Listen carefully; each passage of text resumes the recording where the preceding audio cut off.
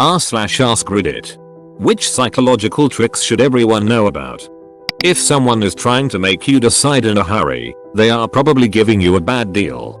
Walk away. If you need to remember something, think about it while doing something noticeably unusual. This will pair the memory with the something, so that when it is noticed later on it will trigger that particular memory. For example, I need to take out the garbage before going to bed. Put your pillow at the foot of your bed. Sometimes pretending like you know more than you really do helps. Edit. Detectives tend to do this a lot during an interview. If you feel lazy, doing something that you don't want to, like getting up at 4 AM to work out, count 5 4 3 2 1 and get up, it will get easier after a while. BC you create habits. If someone has a panic attack, start breathing really regularly and loudly. Even if it's really obvious, that person is panicking and probably won't notice. But they will start breathing in tempo with you. It's something nurses do with patients in A&E when they can't get themselves together. Get people to contribute to an idea and they will be more likely to accept it. Studies show that it doesn't take that much involvement in the creative process to get people to take possession of a proposed plan. Nervousness and excitement have the same body reaction, so if you're nervous for a speech, instead convince yourself you're excited. It's proven to give better speeches too. If you think someone is watching you, fake a yawn. Then watch them.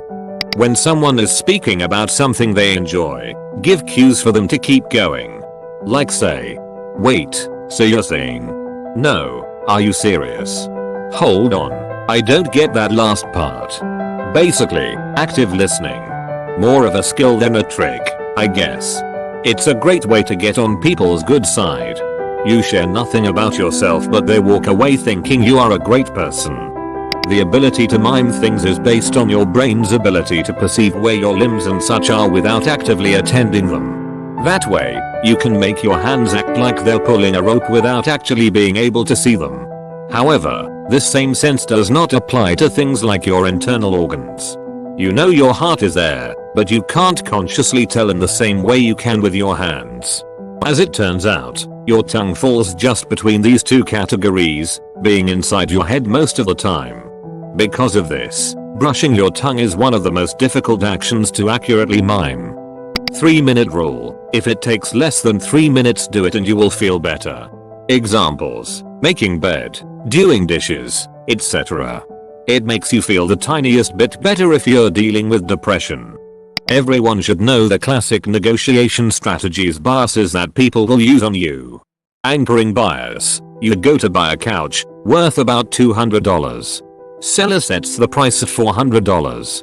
Most people will feel awkward offering half price, and during negotiating the seller will protest a 50% offer. You're at a job interview. The interviewer always has a salary that they are not able to go above. You are asked for your preference salary range. Now your job is really worth about $60K, but you throw out $80K and make it clear that you have other prospects. The interviewer can't offer you $80K, that's silly, but they may raise their offer to $65K, or even $70K if you are a good catch. Basically, whoever puts a number out first is in the position to set the anchor, a starting point for negotiation. Foot in the door. Your friend asks you to help him move his couch to a different place in the living room. After moving the couch, he asks you to also help him move the TV. Then maybe the fridge. Your girlfriend and you are out at a burger joint. She doesn't want anything, but asks for some of your fries. Before long, after eating most of your fries, she asks for a bite of your burger, and before long, she's eaten most of your food. To sum it up, to use foot in the door, ask for something that seems small, but is related to what you really want. Then once they've agreed to the small thing, just work up with slightly larger requests until you've achieved the desired outcome.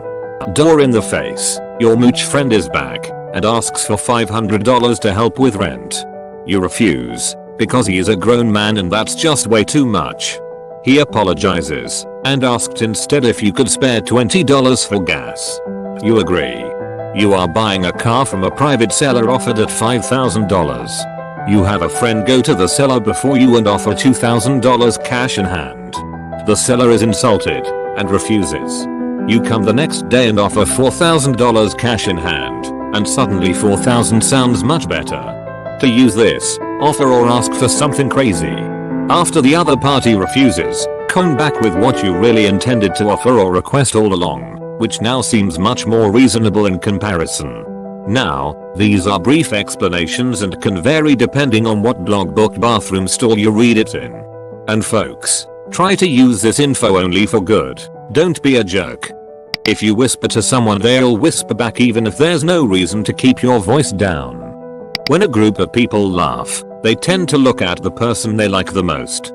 Whenever a friend tries to show you something that you already know, it's best to let them. It makes them feel good to show you something and for you to enjoy it. Sometimes if you say, "Oh, I already saw that," it'll upset them a little bit. If you want to avoid office politics, say good things about co-workers behind their backs. Tried and true. Looking straight ahead while walking in a crowd usually makes people move out of your way. Here's a good one for parents I saw on Reddit a while back. If you want to enjoy some time undisturbed, tell your kids that you're taking a nap, and when you wake up all of you are going to do chores together. They'll want to let you sleep as long as possible to avoid doing housework, so they'll leave you alone to actually nap or do other things like read. While talking to someone, ask through hand gestures for something the person is holding. You'll probably have it.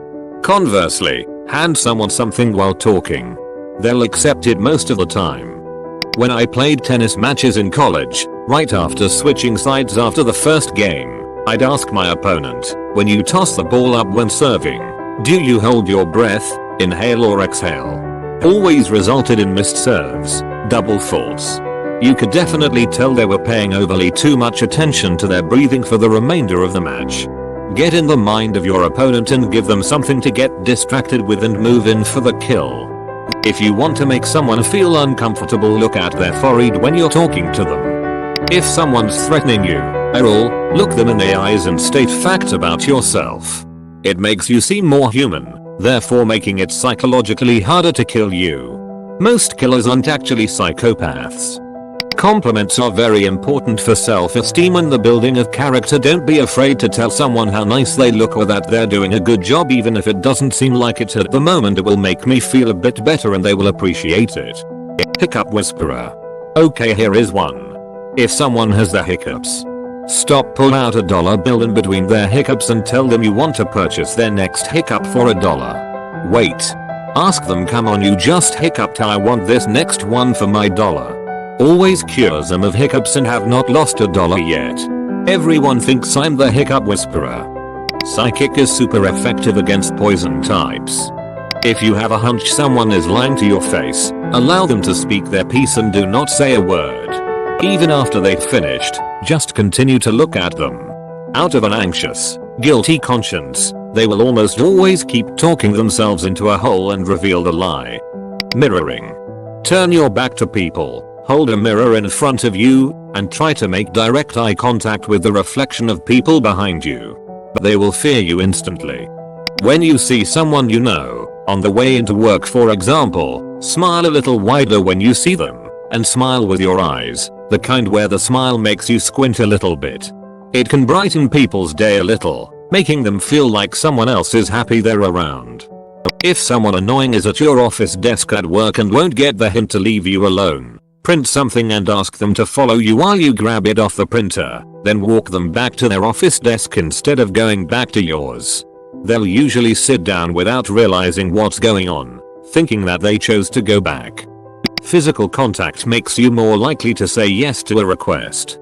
When you're walking through a crowd of any size and finding that people aren't getting out of your way quick enough, walk with purpose and keep your gaze intensely on your destination. That crowd will part for you like the Red Sea. As someone who has a long history of anxiety attacks, simply breathing and centering yourself, basically a short meditation session, really helps get the stress under control. Understanding the cognitive distortions that prevent you from reaching your potential.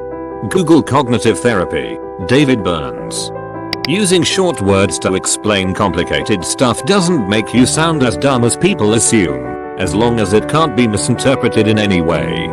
I can finally reveal my greatest trick of them all. Be careful, this is very dangerous and should only be done by trained individuals. I stick my thumb between my index finger and middle finger to pretend like I have your nose. If ever you have a weapon pointed at you and you are facing the attacker, look them directly in the eyes and blink as infrequently as possible. Refrain from showing any fear, and the aggressor is much more likely to back off. Being kind to others is different than being nice to others. People know which you are being. I've always found mirroring super cool. Basically, it's our subconscious imitating others' body language, gestures, attitudes. If you want someone to agree with you when you're asking them a question, nod your head while asking. People will be more likely to agree with you if you have positive body language, in this case nodding. Sometimes pretending that you are naive gets you more information. Always give a person two choices. Give the non-preferred option first, including its negative effects. Pause. Give the preferred option, shining light on its better effects. I saw someone else say this a long time ago. If you think someone is checking you out, do a fake yawn, and if they yawn too, they are checking you out. Everyone should not only learn cognitive biases and logical fallacies, but make an honest effort to recognize them in themselves. I think it is super common for people to learn about biases and think, oh yes, everyone else has those. The Barnum effect and Barnum statements. I used to read my horoscopes and believed them until my housemate designed one for me using Barnum statements and fed me a super convincing horoscope. I legit was starting to believe he was psychic when he explained the Barnum effect to me, and my life was changed forever. Now I'm convinced all psychics are just con artists. My new housemate is seeing one and trying to get over her depression. I want to snap her out of it so bad, but she has a right to believe what she wants. The second I think it's doing more damage, I'm intervening though. If you want someone to like you, ask them to do you a small favor once. If it is small enough, they will do it, and in their subconscious mind they will have to choose between, I don't like this person that much but did the favor because I am a subservient person, or I did the favor because I like this person. Most minds will choose the later justification to preserve their ego, and you will have a window to get this peron to like you. Works wonders with coworkers. Neuroplasticity. Your brain and mindset can be changed throughout your lifetime. For example, if you're a negative person, your brain and neurological structure will literally be changed by your constant negative thinking. This reinforces more negative thinking and other health issues. The good news is that you can rewire and change your brain through establishing and maintaining better, more positive habits. Your brain will adapt and adjust. Fake it till you make it can actually go a long way in terms of shifting your mindset and mental health. Therapy helps too. If you have to reprimand someone, find something nice to say about them or their action before reprimanding them. It helps them see that you value and or understand them and that you want them to do better. It's super effective with children and teens. Pretend a particular subject is fascinating even if it's a drag to learn. I used to pretend I was a historian on the brink of some wild new discovery in history class. Made it easier to pay attention, retain information. This is long, so be prepared. Men are sensitive to the direction in which they face during conversations. Women are not. Men, when having serious discussions, naturally tend to face each other at an angle or stand next to each other, never facing each other. Women face each other. When approaching a man, like a potential date or your boss, do so at an angle, and hold that angle when you talk to them. They're more receptive that way because they feel less threatened and more relaxed since it's a safe, natural position. That's an evolutionary thing, not an ego thing. Do not approach men head on. It can cause their instincts to see you as a potential threat and be less receptive to what you're saying. Again, an evolutionary thing, not an ego thing. Women are not sensitive to this. However, your standing relative to them doesn't affect them, except if your back is turned to them while having a conversation with them. But that's just rude and not really a psychological trick. Allow people to talk about themselves. Ask them questions and pretend to take interest in whatever they're talking about. Don't relate things back to yourself. They'll like you. Asking a person to do stuff for you makes them unconsciously like you and value you more.